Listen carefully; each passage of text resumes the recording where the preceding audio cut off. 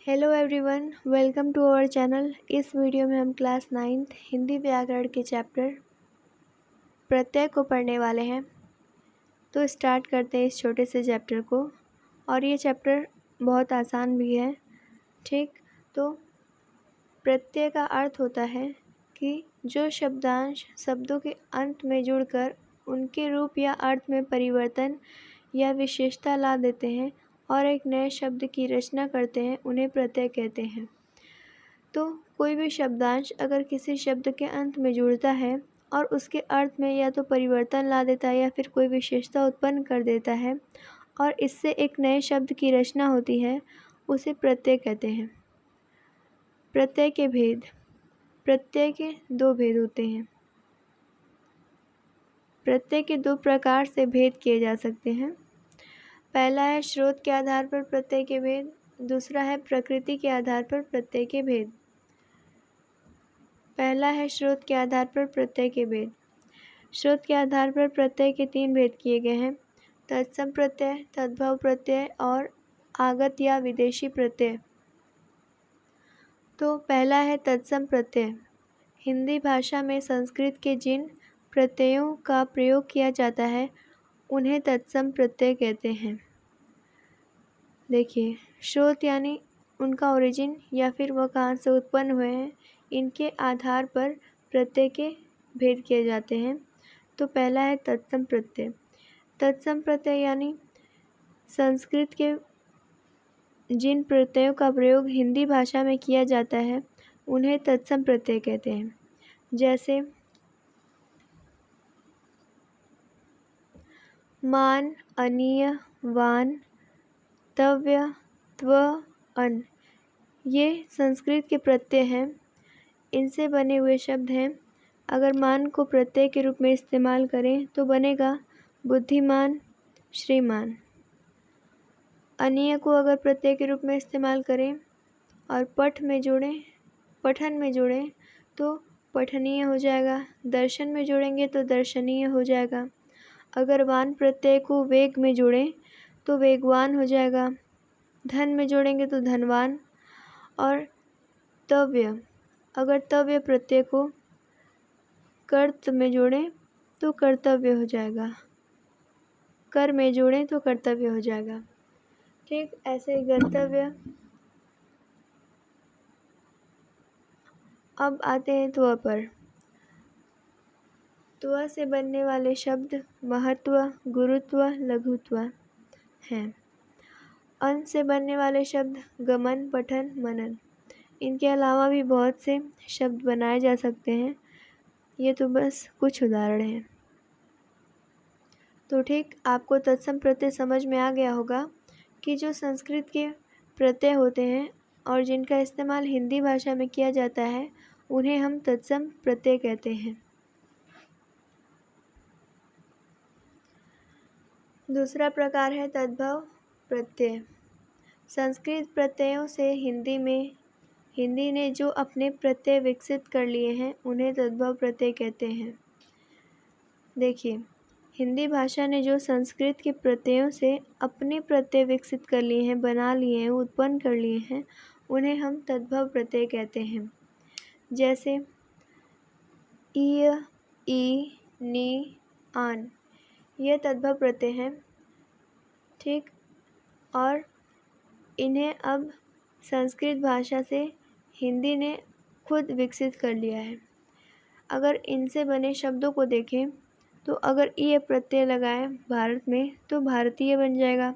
राष्ट्र में लगाएंगे तो राष्ट्रीय, नगर में लगाएंगे तो नगरीय, गोलीय आदि। ई प्रत्यय का इस्तेमाल करें तो धन में लगाएंगे तो धनी हो जाएगा। मान में लगाएंगे मनी, मानी, भीतरी, बाहरी, पहाड़ी आदि। नी प्रत्यय का प्रयोग करके चांदनी, जाटनी, शेरनी, ऊँटनी आदि शब्दों का निर्माण कर सकते हैं। आन प्रत्यय के इस्तेमाल से चाल में अगर जोड़ें तो चालान, उड़ में जोड़ें तो उड़ान, कट में जोड़ें तो कटान, मिल में जोड़ें तो मिलान। ठीक, आदि प्रकार के तद्भव प्रत्यय होते हैं और जिनसे अनेक प्रकार की रचनाएं की जाती हैं। अब आते हैं विदेशी या आगत प्रत्यय पर। हिंदी भाषा में संस्कृत भाषा के अतिरिक्त अन्य भाषाओं के जिन प्रत्ययों का प्रयोग किया जाता है उन्हें विदेशी अथवा आगत प्रत्यय कहते हैं। देखिए, हिंदी भाषा में जो संस्कृत के अलावा संस्कृत से हटकर जो प्रत्यय इस्तेमाल होते हैं, ठीक, उन्हें हम विदेशी या आगत प्रत्यय कहते हैं। ये उर्दू, फारसी, अंग्रेज़ी कोई भी हो सकते हैं। जैसे कुछ उदाहरण हैं, मंद, खाना, नाक, दार। ये उर्दू या फारसी के प्रत्यय हैं जिनका इस्तेमाल हिंदी भाषा में होता है। जैसे अगर फ़िक्र में मंद जोड़ें तो फ़िक्रमंद, ऐसे ही गरजमंद, ज़रूरतमंद आदि। खाना को अगर हाथी में जोड़ें तो हाथी खाना, तोप खाना, माल खाना। नाक यानी अगर नाक प्रत्यय का इस्तेमाल करें तो खौफनाक, दर्दनाक, खतरनाक आदि। दार प्रत्यय का इस्तेमाल करके बेलदार, किराएदार, बकायेदार आदि शब्दों का निर्माण कर सकते हैं। ठीक है, तो उम्मीद करती हूँ कि आपको स्रोत के आधार पर प्रत्यय भेद समझ में आ गए होंगे। ठीक, तत्सम प्रत्यय, तद्भव प्रत्यय और आगत प्रत्यय, ये 3 प्रकार हैं। चलिए अब आगे बढ़ते हैं। प्रकृति के आधार पर प्रत्यय के भेद।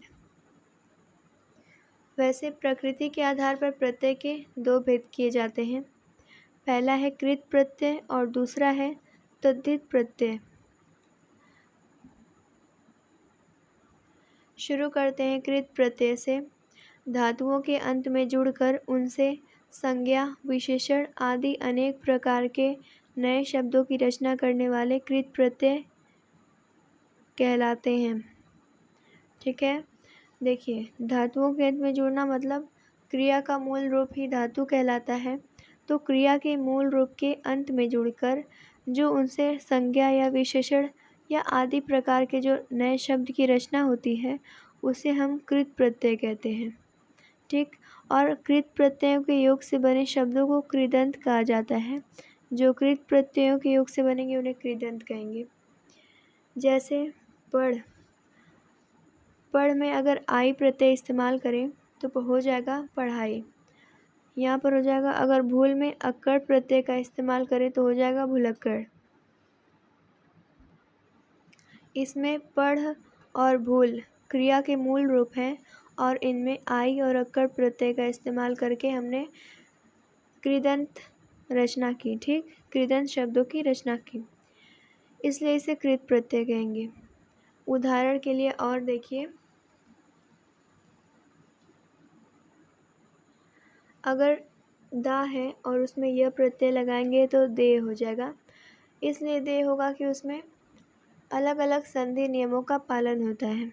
ठीक है, गम में अगर तव्य जोड़ें तो गंतव्य, पूज में अगर आ जोड़ें तो पूजा, भिक्ष में अगर उक जोड़ें तो भिक्षुक, खेलना में अगर औना जोड़ें तो खिलौना, लेना में अगर दार जोड़ें तो लेनदार और खा में अगर ना जोड़ें तो खाना। ठीक है, ये कुछ उदाहरण हैं कृत प्रत्यय के। हम इनको कृदंत कहेंगे जो हमें प्रत्यय मिले हैं। अब आते हैं दूसरे प्रकार पे, तद्धित प्रत्यय। जो प्रत्यय संज्ञा, सर्वनाम, विशेषण आदि के अंत में लगकर नए शब्द बनाते हैं उन्हें तद्धित प्रत्यय कहते हैं। देखिए, अगर कोई भी प्रत्यय संज्ञा, सर्वनाम, विशेषण या आदि शब्दों के अंत में लगकर नए शब्द बनाएगा उसे हम तद्धित प्रत्यय कहेंगे। और तद्धित प्रत्ययों से बने शब्दों को तद्धितांत कहा जाता है। जैसे सुंदर, सुंदर संज्ञा है, भाववाचक संज्ञा है। अगर हम इसमें ता प्रत्यय का इस्तेमाल करें तो बन जाएगा सुंदरता। ठीक है, इसी प्रकार नमक में अगर ईन प्रत्यय का इस्तेमाल करेंगे तो बन जाएगा नमकीन। इसके कुछ अन्य उदाहरण हैं। सती में अगर त्व प्रत्यय का प्रयोग करें तो हो जाएगा सतीत्व। श्रेष्ठ में तम जोड़ें तो श्रेष्ठतम। सुंदर में तम जोड़ें तो सुंदरतम। अगर हर्ष में अगर इत जोड़ें तो हर्षित। और रिश्वत में अगर खोर प्रत्यय का इस्तेमाल करें तो रिश्वतखोर। ठीक है, यह हमारे तद्धितांत हो जाएंगे। तो यहाँ पर हमारा प्रत्यय चैप्टर कंप्लीट होता है। उम्मीद करती हूँ कि आपको ये चैप्टर बहुत अच्छे से समझ आया होगा। मिलते हैं नेक्स्ट वीडियो में। Thank you.